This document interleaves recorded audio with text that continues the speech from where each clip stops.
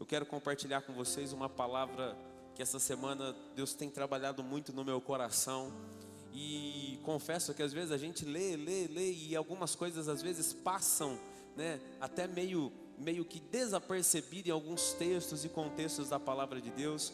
Mas na minha leitura semanal aqui do início da semana, lá na segunda-feira, Deus trouxe esse texto de Eclesiastes novamente brilhando dos meus olhos. E eu falei assim: Senhor, né, que profundidade. Às vezes a gente passa tão desapercebido por esses textos. E eu quero trazer essa palavra. E o título da palavra dessa noite é Lugar Certo e Hora Certa. Está lá no livro de Eclesiastes, capítulo 9, versículo 10. E claro, se você puder ficar de pé, eu te convido, por favor, para que a gente possa ler a palavra de Deus.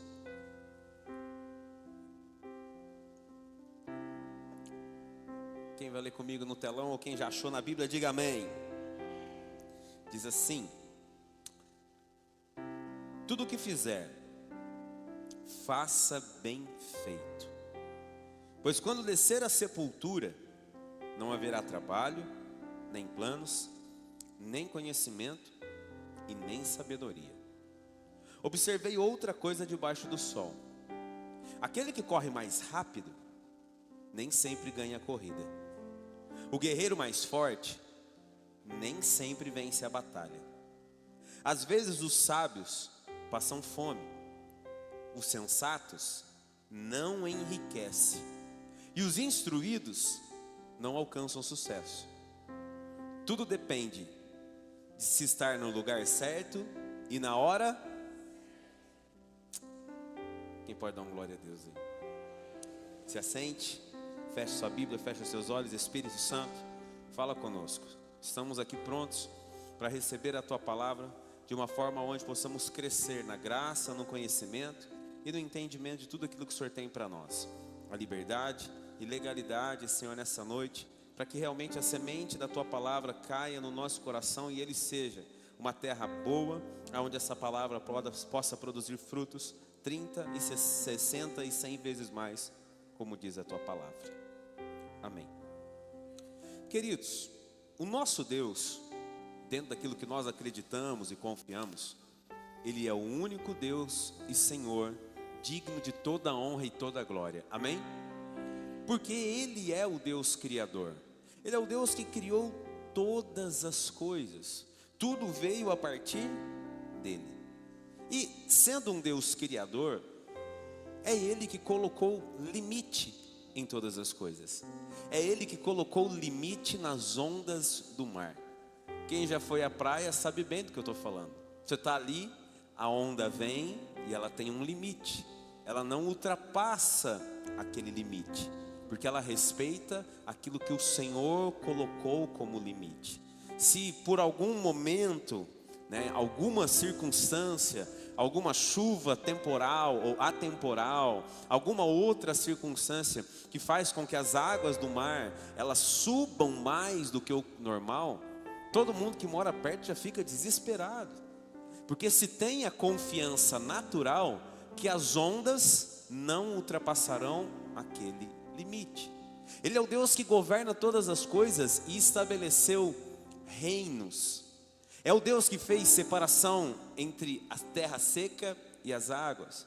É aquele que fez a divisão do dia e da noite, criando astros e estrelas para que estivessem no seu lugar, o sol para dominar o dia, a lua para dominar a noite. É o Deus criador de todo o universo que o organizou de uma forma ímpar e funciona tudo perfeitamente. Nós moramos no Brasil, na América do Sul, numa região onde a gente sabe que nessa época do ano, por volta ali de umas 6 horas, 6h15 da tarde, vai acontecer o quê? Escurecer. Você não precisa ficar falando assim: meu Deus, será que vai escurecer hoje? Senhor, será que vai chegar noite hoje?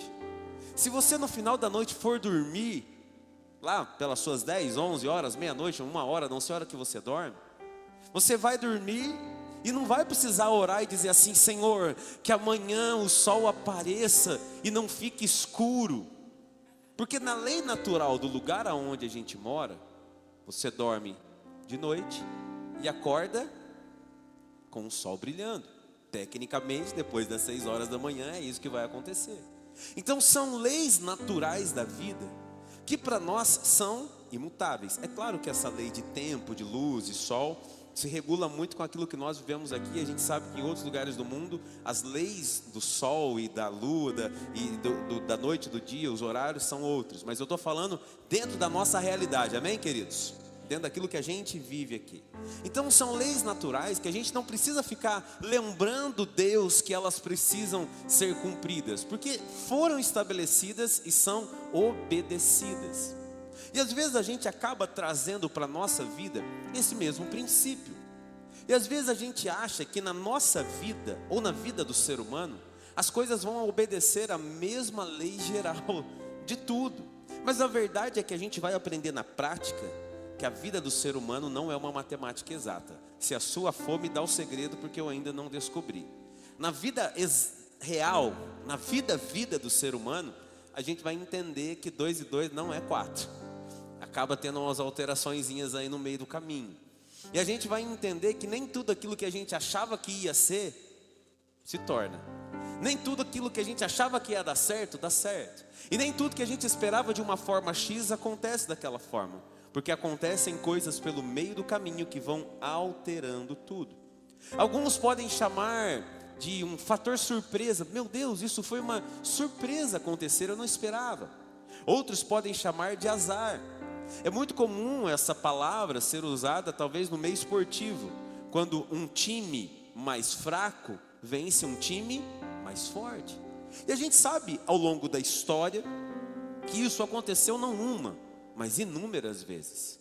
É mais natural que o mais forte vença, que o mais preparado conquiste mais, que o mais rápido chegue primeiro, que o mais sensato construa mais, o mais sábio tenha mais dinheiro. A gente espera que isso seja um processo natural. É verdade que Deus também não vai negar ao homem a lei da semeadura. Aquilo que o homem plantar, certamente ele colherá. Mas Deus, ele fez algo. Ele deixou o governo da nossa vida e dos nossos dias na palma de suas mãos. A gente aprende que Deus fez os bons dias e os dias ruins, para que o homem não saiba o que virá sobre si amanhã. Para a glória de Deus, acredito que todo mundo hoje, apesar das dificuldades que vivemos, vencemos até aqui esse dia e poderemos no final do culto retornarmos para nossa casa. Vou dar um exemplo bem simples. A Lelezinha saiu de casa para ir para a escola, não para quebrar o braço. Mas alguma coisa aconteceu no meio do caminho que, infelizmente, isso aconteceu. Então nós não vivemos debaixo de uma matemática exata. E a gente tem que entender que o Senhor é quem governa todas as coisas. Um corredor que se prepara, às vezes, o ano todo para correr aquela corrida na Olimpíada. Às vezes 4 anos, né? Preparando-se para correr uma corrida naquela Olimpíada. E ele está preparado, e ele é o mais preparado. Mas de repente ele está correndo e ele cai. E aí aquele que talvez não se preparou tanto, chega primeiro. Talvez aquele que estudou o ano todo para passar naquele vestibular e se preparou e queria fazer aquela prova, porque era o sonho dele entrar naquela faculdade. No dia da prova, chove torrencialmente, ele não consegue chegar no lugar. Está saindo de casa, o carro quebra e ele não consegue chegar no lugar, e ele não consegue fazer aquela prova, e ele tem que esperar mais um ano para conseguir. Quem está entendendo isso aqui comigo, diga amém. E às vezes a gente fala assim: Senhor, por que aconteceu isso? Eu vou lembrar você de novo. O governo de todas as coisas ainda está nas mãos de Deus. O homem não tem o governo de todas as coisas. Diga comigo bem forte assim, erga a mão direita ao céu e diga assim: o governo de todas as coisas está nas mãos de Deus.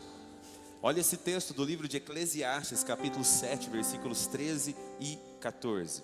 Eclesiastes 7, 13 e 14, diz assim: aceite o modo como Deus faz as coisas. Afinal, quem é capaz de endireitar o que ele fez? Segura esse versículo para mim. Você está entendendo? Olha Salomão. O livro de Eclesiastes, ele é um livro de Provérbios, ele é um livro de instrução, de direcionamento, de reflexão. E o livro de Eclesiastes, ele é uma preciosidade, porque ele é escrito por Salomão já na sua velhice, como instrução aos mais novos.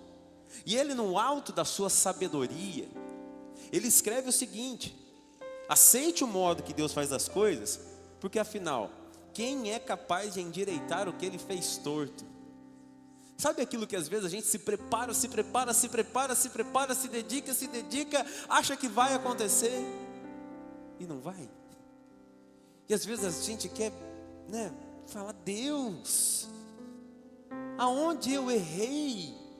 Senhor, o que eu fiz?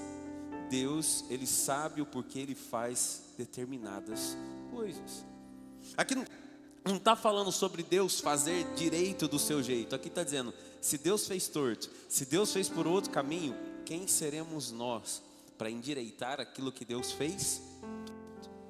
O versículo de número 14 diz assim: desfrute a prosperidade enquanto, mas quando chegarem os tempos difíceis, reconheça que ambos vêm de Deus, e lembre-se que nada é garantido nesta vida. Deixa um pouquinho esse versículo para mim.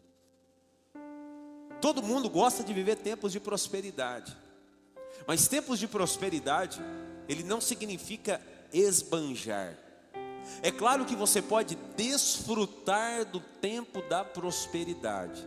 Se você tem condições de dar uma casa melhor, um veículo melhor, um estudo melhor, uma alimentação melhor, condições de vida melhor para a sua família, devido à prosperidade que Deus tem te dado, faça.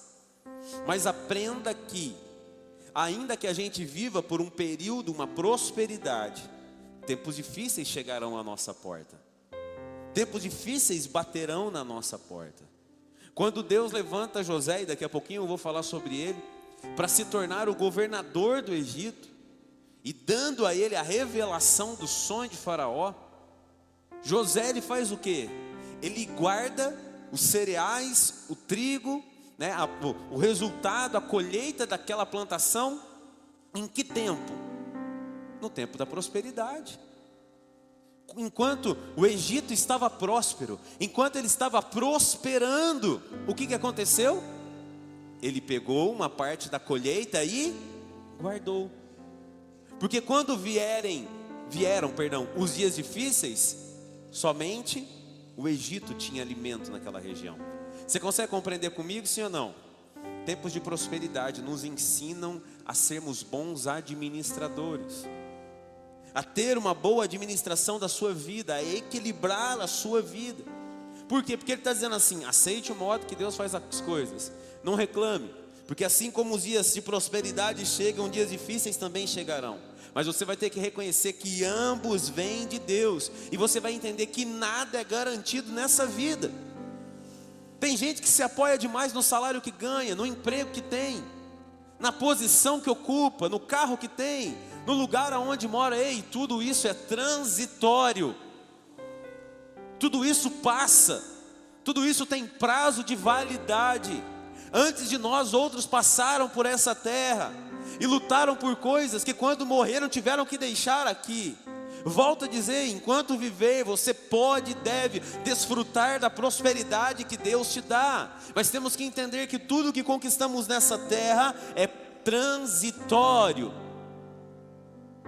Passa. Mas tem gente que se perde em busca das coisas daqui. Acredite que Deus é quem tem o controle de todas as coisas. E Deus não quer que você se perca. Deus quer que você aprenda a depender dEle. Aprenda a viver diante do Senhor realmente confiando nele. E sempre sendo excelente em tudo que você se dispor a fazer. O Senhor confiou a você a sua vida. O Senhor confiou a você a sua família. O Senhor confiou a você o seu trabalho. Há um princípio que a gente tem que entender: nada do que eu tenho é meu. O Senhor está me permitindo desfrutar. Então desfrute da sua casa, da sua família, dos bens que Deus tem te dado. Mas faça isso sempre com o coração centrado em Deus, porque Ele tem o controle de todas as coisas. Ele tem o controle de tudo. O Senhor nos chamou para administrarmos as coisas que Ele nos dá. E esse princípio é bíblico. É o princípio da mordomia. E mordomia, como alguns pensam, não é uma regalia. Mordomia é uma responsabilidade. E a Bíblia apresenta no Novo Testamento, através das palavras do próprio Jesus, a mordomia cristã, administrando bem as coisas que o Senhor confia em nossas mãos. Quando a gente fala sobre mordomia cristã, é exatamente isso. É a capacidade de administrar sua vida espiritual e tudo aquilo que o Senhor confiar em suas mãos.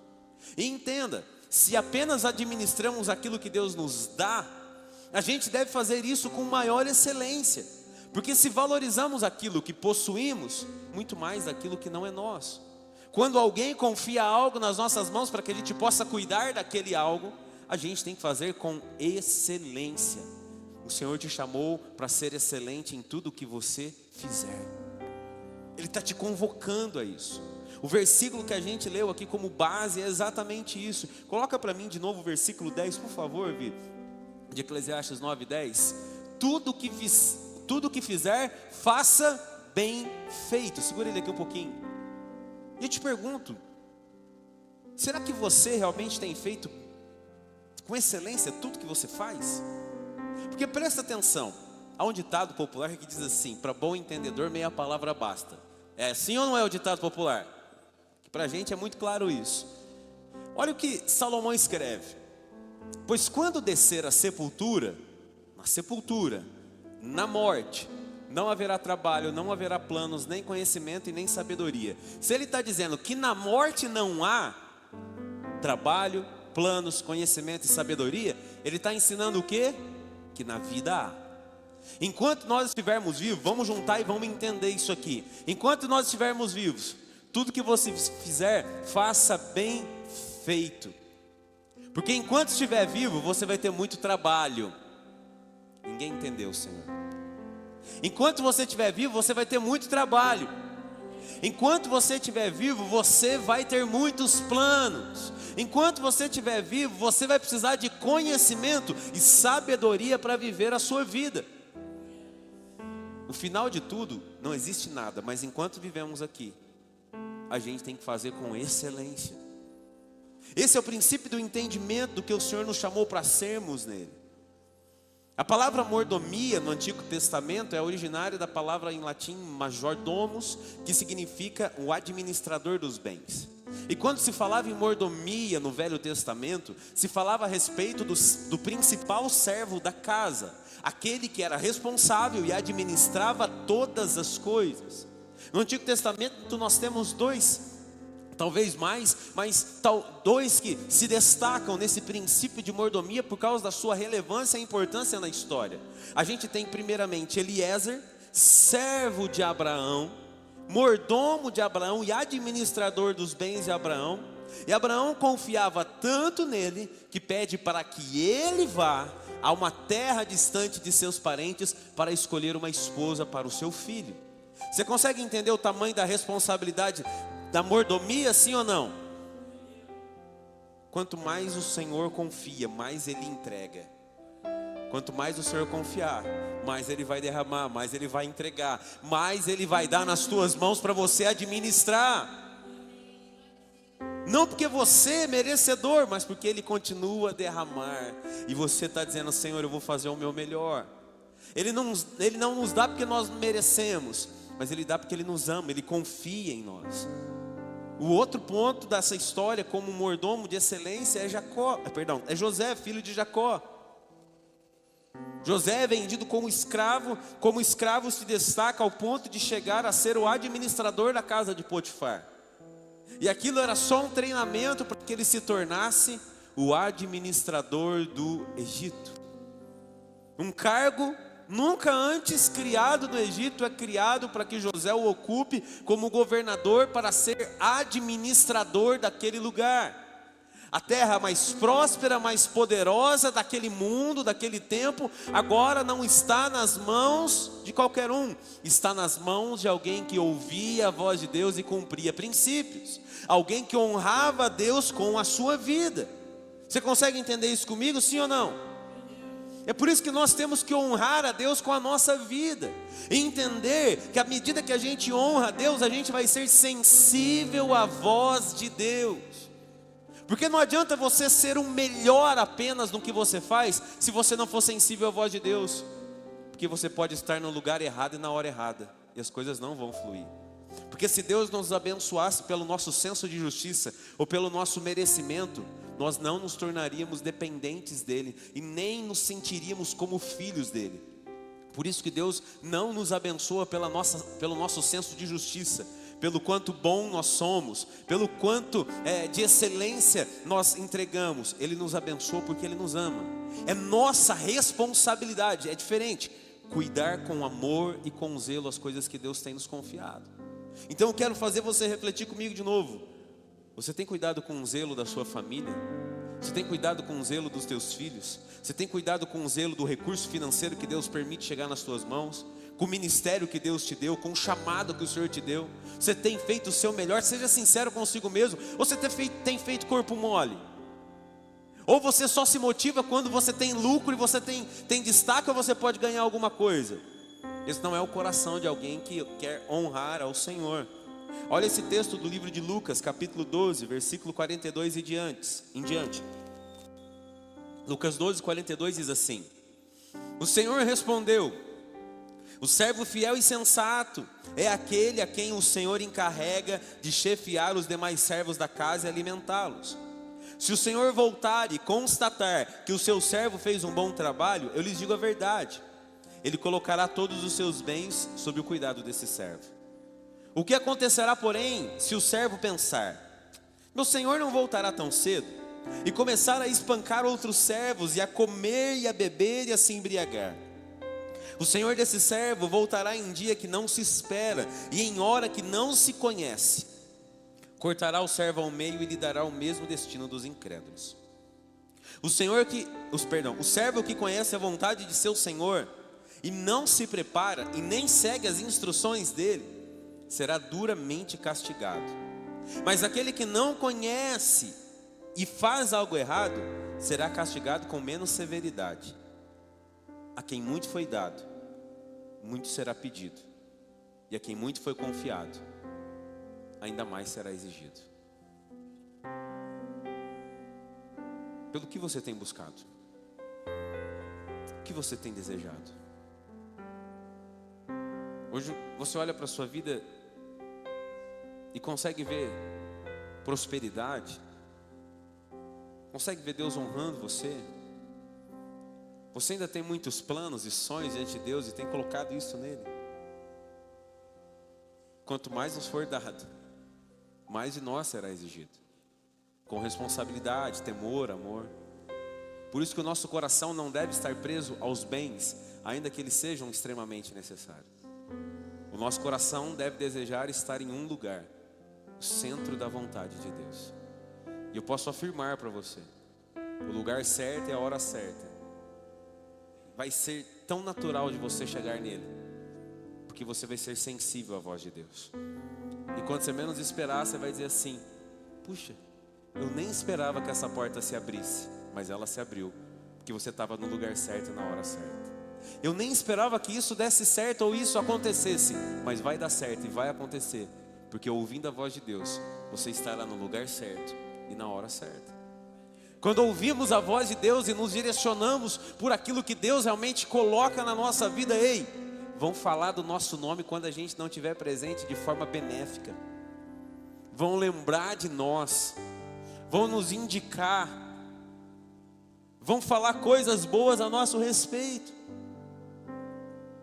Tem coisa, meus queridos, de dificuldade, de problema, que a gente não vai poder mudar. A gente vai precisar aprender a enfrentar, mas a gente tem que confiar que ouvindo a voz de Deus, nós seremos direcionados para estarmos no lugar certo e na hora certa.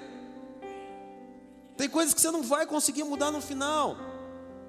Olha esse texto de Provérbios, capítulo 16, versículo 33.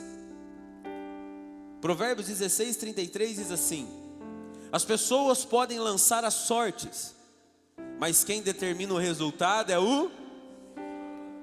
Ele que determina o resultado. É Ele que determina o fim de todas as coisas. Por isso volta a bater na tecla, lá do primeiro versículo que a gente leu, versículo 10 do capítulo 9 de Eclesiastes: tudo que você fizer, faça bem feito. Olha o texto de Mateus 25, 24 em diante. Palavras do próprio Jesus ainda a respeito da mordomia cristã, de cuidar daquilo que o Senhor nos dá. Mateus 25, 24 em diante diz assim: por último, o servo que havia recebido 1 talento veio e disse: eu sabia que o Senhor é homem severo, que colhe onde não plantou e ajunta onde não semeou. Tive medo de perder seu dinheiro, por isso o escondi na terra, aqui está ele.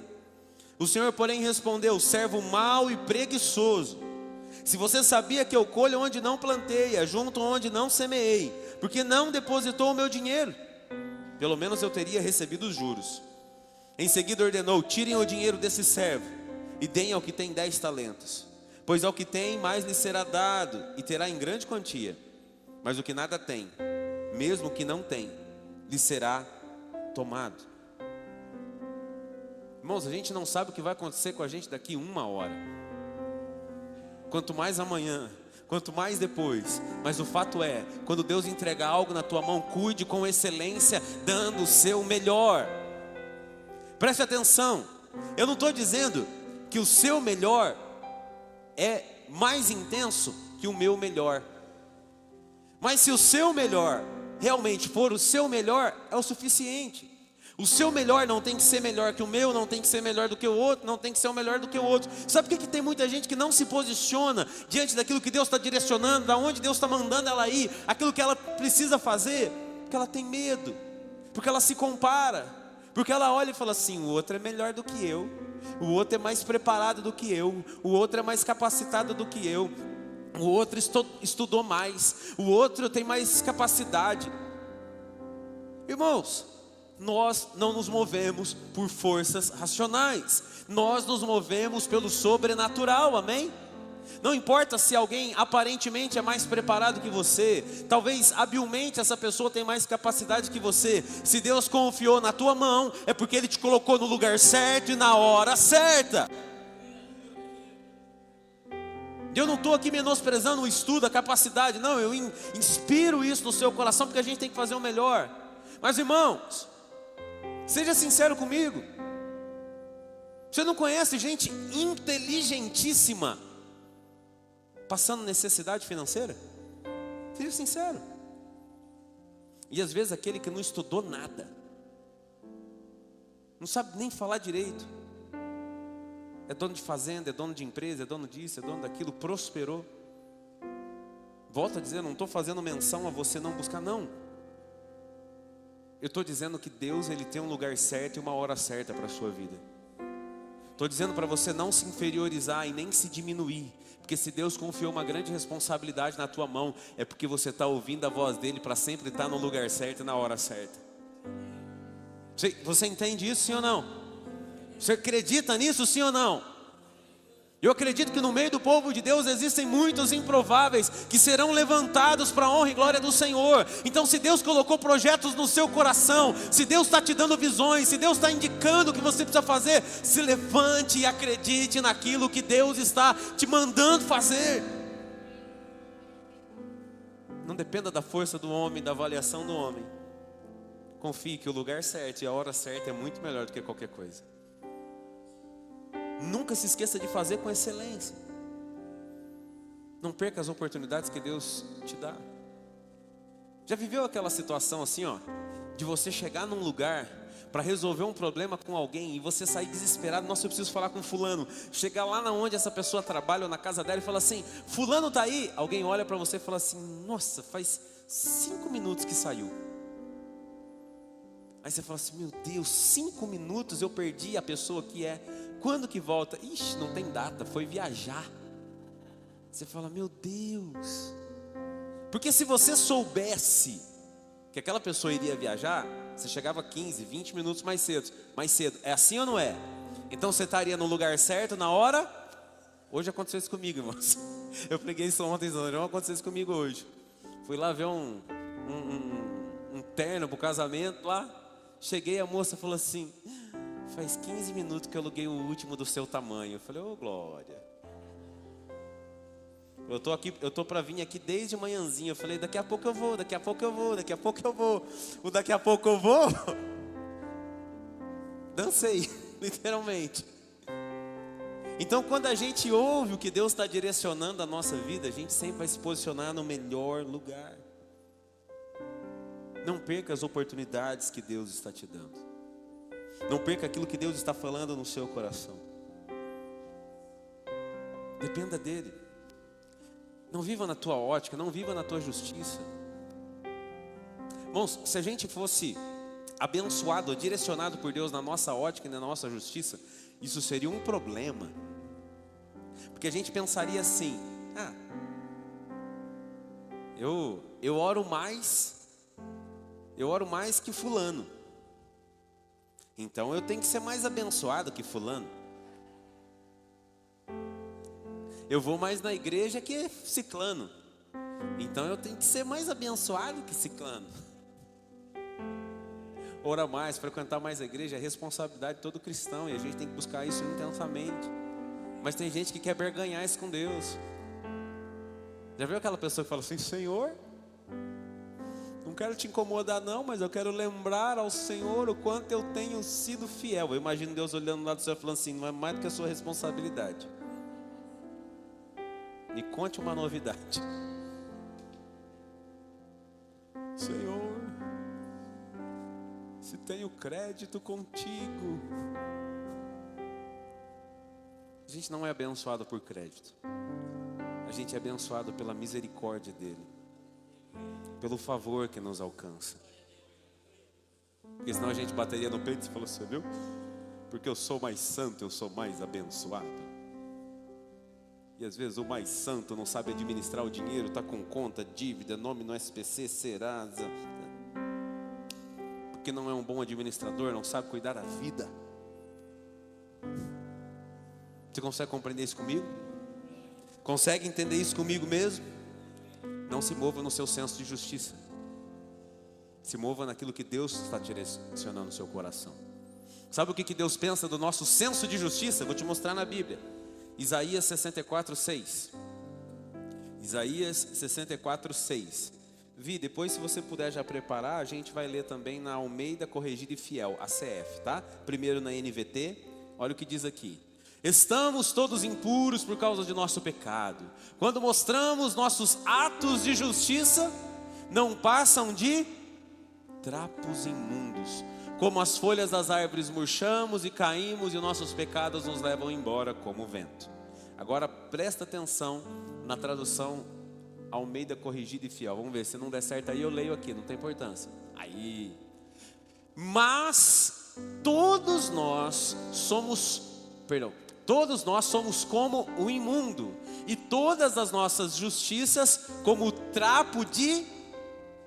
Quem está comigo aqui, está enxergando? Eu não. Misericórdia.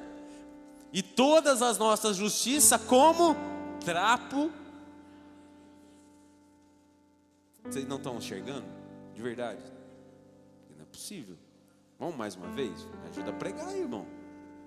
E todas as nossas justiças como trapo de imundícia. Deus usa a boca do profeta Isaías para falar a respeito do pecado do povo e do senso de justiça que eles tinham pela falsa santidade. Mas ele está dizendo assim, seu senso de justiça, aquilo que te faz achar ser merecedor de algo, para Deus, é como trapo de imundícia. Você sabe o que é o trapo de imundícia no Antigo Testamento? Alguém sabe? Então vou te dizer, nojento. Era o absorvente da época. E sabe por que Isaías usa esse termo? Porque não havia, dentro da cultura judaica, nada tão impuro e intocável como o trapo de imundícia. A mulher, quando ela estava nos dias de regra dela, ela tinha que ficar isolada. E para que ela voltasse à convivência do marido, ela tinha que passar por um processo de purificação. Então o judeu tinha ciência de que ele não podia sequer tocar na mulher dele nesses dias. E ele jamais poderia tocar naquele trapo, porque aquilo era imundo, aquilo era sujo. E tinha que ser jogado fora. E Deus está dizendo assim para eles, o seu senso de justiça, aquilo que te faz achar que você é merecedor de alguma coisa, para mim, é como trapo de imundícia, porque eu não te abençoo pelo que você faz, eu te abençoo pelo favor que você não merece. Você consegue entender isso? Então não queira que Deus te dê alguma coisa pelo teu senso de justiça, porque você é bonzinho, porque você frequenta o culto, porque... Irmão, isso é nossa responsabilidade. Ser fiel, ser honesto, ser temente a Deus é nossa responsabilidade. Porque a gente vai plantar a boa semente, a gente vai plantar fidelidade, a gente vai plantar temor, a gente vai plantar honestidade, a gente vai plantar aquilo que é correto, porque a gente sabe que Deus está cuidando de nós em cada detalhe. Olha esse texto de 1 Coríntios capítulo 3, versículos 6 e 7. É claro que essas palavras são de Paulo sobre o princípio da igreja, da multiplicação da igreja, mas é um princípio que pode ser aplicado na nossa vida em todas as áreas. Presta atenção, diz assim, 1 Coríntios 3, 6 e 7. Eu plantei e Apolo regou, mas quem fez crescer foi Deus. Não importa quem planta ou quem rega, mas sim Deus que faz crescer. É Deus que faz o fruto chegar. É Deus que sopra aos teus ouvidos o que você tem que fazer. É Deus que direciona o seu coração. E a gente vai entender esse direcionar de Deus, esse frutificar de Deus, quando a gente perceber que Deus está direcionando a nossa vida, para que a gente sempre esteja no lugar certo e na hora certa. Quem conhece a história da Sunamita? A Sunamita é aquela mulher que construiu um quarto na sua casa para o profeta Eliseu. O profeta Eliseu, todas as vezes que passava por aquela região, almoçava com eles, tinha uma refeição com eles. E ela disse ao seu marido: vamos construir um quarto para o profeta, porque quando ele passar por aqui, ele possa descansar. E eles constroem na sua casa um quarto para o profeta. O profeta fica extremamente feliz. Eu estou bem resumido aqui. Ele pergunta ao servo dele, Geazi, diz assim: o que essa mulher não tem? Ela diz: ela não tem filho, mas o marido dela já é bem de idade. Ele chama ela então e diz para ela assim: eu quero dizer para você que daqui a 1 ano você vai estar com um filho nos seus braços. Quando aquela mulher ouve aquilo, é como se ela dissesse assim: não fala isso, porque talvez aquele sonho já tinha morrido no coração dela, aquela esperança de ter um filho já tinha morrido no coração dela. Mas Deus usa a boca do profeta e realmente acontece. 1 ano depois ele está naquele lugar e aquela mulher, a Sunamita, está com seu filho nos braços. A história passa, o filho cresce e um dia ele está com o pai nas plantações, sente uma dor de cabeça muito forte. O pai diz: leva o menino para a mãe, para que a mãe possa cuidar dele. De repente ela está cuidando do filho e ela percebe que o filho morreu. A Bíblia diz que ela tranca o quarto, coloca ele no quarto do profeta, tranca o quarto, pede para um servo: arruma um jumento e vamos em busca do profeta. E ela vai pelo caminho, ela encontra pessoas e diz assim: tudo bem, Sunamita? Tudo vai bem. Quando ela chega diante do profeta, ela disse para ele assim: te pedi alguma coisa? Alguma vez eu te pedi alguma coisa? O filho que eu não te pedi está morto na minha casa. O profeta então vai para a casa dela, entra no quarto, fecha a porta, ora pelo menino. O menino ressuscita e ele entrega o menino vivo à mãe dela. Amém? Mas o tempo passa. Diga comigo assim: o tempo passa. Olha para alguém e diz assim: o tempo passa, irmão. Então olha para mim agora e dizer para você: não perca as oportunidades que Deus te dá, porque o tempo vai passar. Olha esse texto de 2 Reis capítulo 8, versículo 1. Agora a história é a seguinte: o tempo passou. Eliseu tem uma revelação de Deus que a terra de Sunem ia passar por uma seca e uma falta de alimento terrível. Presta atenção. 2 Reis capítulo 8, versículo 1. E Eliseu tinha dito à mulher cujo filho ele havia ressuscitado: reúna a sua família e mude-se para outro lugar, pois o Senhor proclamou sobre a terra de Israel uma fome que durará 7 anos. A mulher seguiu a instrução do homem de Deus, reuniu a sua família e mudou-se para a terra dos filisteus, onde ficou? 7 anos. Segura para mim. Você está entendendo? O homem de Deus profetizou o filho, ele veio. O homem de Deus profetizou ressurreição e o filho foi ressuscitado. Aquela mulher, quando teve um problema, não reclamou para o marido, não reclamou para os servos, foi a um homem de Deus, porque sabia que o homem de Deus era a voz de Deus. Então ela estava vivendo segundo o direcionamento de Deus, para ela estar no lugar certo e na hora certa. Agora ela recebe uma informação do homem de Deus: deixa tudo, pega a sua família e vaza daqui, vai embora. 7 anos de necessidade esse lugar vai passar. Ela não questiona o que Deus estava falando com ela. Você está entendendo isso aqui, sim ou não? Não importa se era a casa dela, não importa se ela era bem sucedida, se ela era rica, Deus estava mandando ela sair daquele lugar. O coração dela não estava nos bens, naquilo que ela possuía. O coração dela estava no Senhor, para que ela sempre estivesse no lugar certo e na hora certa. Ela sai daquele lugar e por 7 anos ela vive na terra dos filisteus. Deus cuidou dela na terra dos filisteus. Ela não passou necessidade, ela não passou fome. Com certeza não foram dias fáceis, mas ela suportou tudo. Agora olha a sequência, pode continuar, versículo de número 3. Ao final dos 7 anos, a mulher voltou da terra dos filisteus e foi ao rei reaver as suas terras. Quando ela chegou, o rei falava com Geazi. Segura aí, com quem que o rei estava falando? Quem que era Geazi? O servo do profeta. Irmãos, essa mulher fica 7 anos fora, abandonou tudo. Quando ela volta para falar com o rei, para pedir as terras dela de volta, quem está falando com o rei? O servo do profeta, que viu o profeta profetizar, ela ser obediente, que viu o profeta ressuscitar, e ela vê o milagre, aquele que viu os profetas mandar ela ir para outra terra. Você está conseguindo entender comigo, sim ou não? A sequência, olha a sequência. O servo do homem de Deus havia acabado, o rei havia acabado de dizer: conte-me algum dos grandes feitos de Eliseu. Pera que agora o negócio vai estreitar, irmãos. Olha o versículo 5.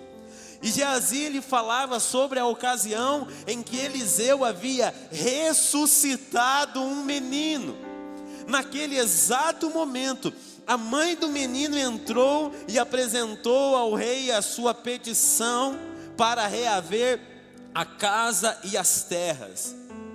Olha aqui o que acontece. Veja, ó meu senhor e rei, exclamou Geazi, esta é a mulher, e este é o filho dela que Eliseu ressuscitou. Você consegue compreender comigo? 7 anos longe, vivendo no lugar que Deus havia mandado ela ir. Agora ela volta para reaver tudo. Quando ela entra na presença do rei, o servo do profeta está falando com ele e está contando para o rei a história dela. Porque o rei estava querendo saber dos milagres que Deus havia feito sobre a vida de Eliseu, através da vida dele. E o rei se impressiona com aquela história. E quando Geazi olha do lado e fala assim: rei, sabe a história que eu estou te contando? Do menino ressuscitado lá, ressurreto? Essa é a mulher, e esse é um menino. Versículo 6, é verdade? Perguntou o rei à mulher, e ela lhe contou tudo o que havia acontecido. Então o rei ordenou a um de seus oficiais: providencie que tudo seja devolvido a ela, incluindo o valor das colheitas realizadas durante o tempo em que esteve ausente. Vamos, presta atenção aqui. Ela sai, vive 7 anos longe, porque Deus mandou. Ela volta, Deus já preparou o cenário, porque ela está no centro da vontade de Deus. Irmãos, talvez não haja uma história bíblica, né, tão profunda como o estar no lugar certo e na hora certa.